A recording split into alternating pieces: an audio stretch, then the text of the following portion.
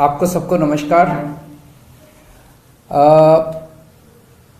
केंद्र सरकार ने एक बहुत ऐतिहासिक निर्णय लिया है दिल्ली के सभी इंडस्ट्रियल एरियाज़ के लिए। हमने कुछ साल पहले ये प्रस्ताव केंद्र सरकार को भेजा था और अभी एक दो दिन पहले केंद्र सरकार ने ये नोटिफिकेशन जारी किया है। इसके बाद दिल्ली के जितने इंडस्ट्रियल एरियाज़ हैं उनकी सबकी पूरी तरह से सूरत बदल जाएगी। अभी तक दिल्ली के अंदर इंडस्ट्रियल एरियाज़ में मोटे मोटे तौर पे मैन्युफैक्चरिंग एक्टिविटी अलाउड होती थी। तो बहुत सारी मैन्युफैक्चरिंग इंडस्ट्रीज लगी हुई हैं दिल्ली में। आप देखते होंगे सरिये बनाने की, स्टील की, प्लास्टिक की, किस्म किस्म की मैन्युफैक्चरिंग इंडस्ट्रीज दिल्ली के अंदर, दिल्ली के इंडस्ट्रियल एरियाज में, जो बहुत ज़्यादा पोल्यूशन फैलाती है। आप देखते हैं वहाँ पे कितना, अगर किसी भी इंडस्ट्रियल एरिया में चले जाएं तो कितनी बुरी हालत वहाँ देखने को मिलती है। अब ये निर्णय लिया गया है कि दिल्ली के अंदर कोई भी नई इंडस्ट्रियल एक्टिविटी, कोई भी अगर नया इंडस्ट्रियल एरिया बनेगा तो वहां पे केवल और केवल हाईटेक इंडस्ट्री और सर्विस इंडस्ट्री अलाउ की जाएगी। कोई भी मैन्युफैक्चरिंग एक्टिविटी अलाउ नहीं की जाएगी। तो केवल हाईटेक इंडस्ट्री और सर्विस इंडस्ट्री नए इंडस्ट्रियल एरिया के अंदर।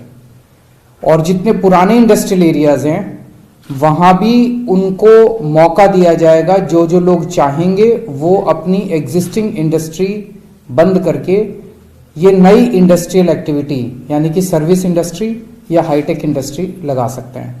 तो धीरे धीरे हमें उम्मीद है कि आने वाले समय के अंदर ये जितनी मैन्युफैक्चरिंग इंडस्ट्री है ये सब बंद हो जाएगी और धीरे धीरे सर्विस इंडस्ट्री और नई इंडस्ट्रियल एक्टिविटी, नए हाईटेक इंडस्ट्री लगनी चालू हो जाएगी।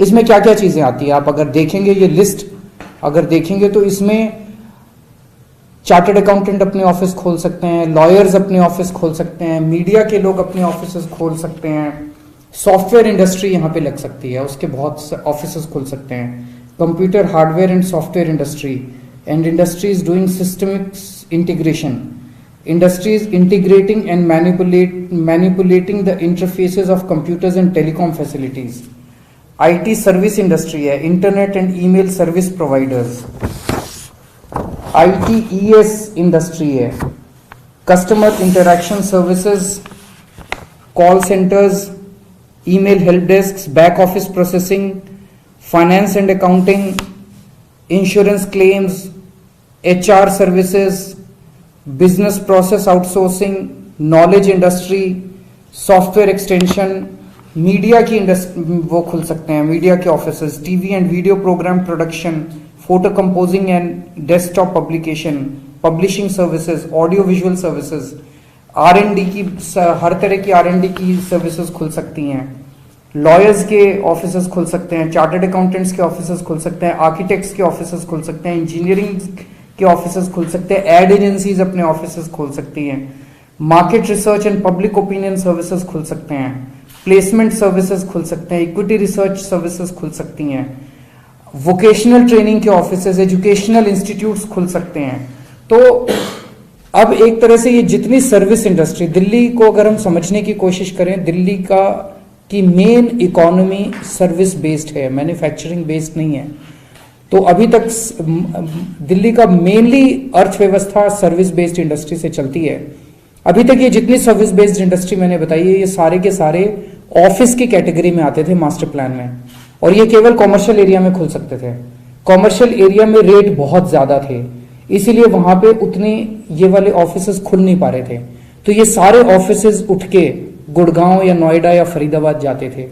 अब इनको दूसरे शहरों में जाने की जरूरत नहीं पड़ेगी।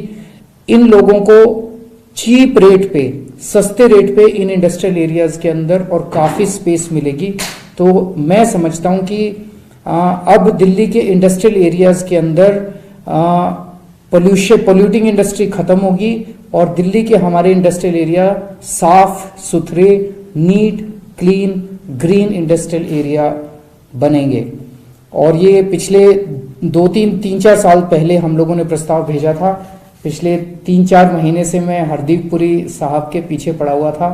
मैं पर्सनली आज उनका शुक्रिया अदा करना चाहता हूं हरदीप पुरी साहब का, जिन्होंने ये ऐतिहासिक कदम दिल्ली के लिए उठाया है और आने वाले समय में पोल्यूशन को ख़त्म करने के लिए और दिल्ली को साफ सुथरा और सुंदर बनाने के लिए ये कदम बहुत ही निर्णायक कदम होगा, बहुत ही महत्वपूर्ण कदम होगा। नमस्कार।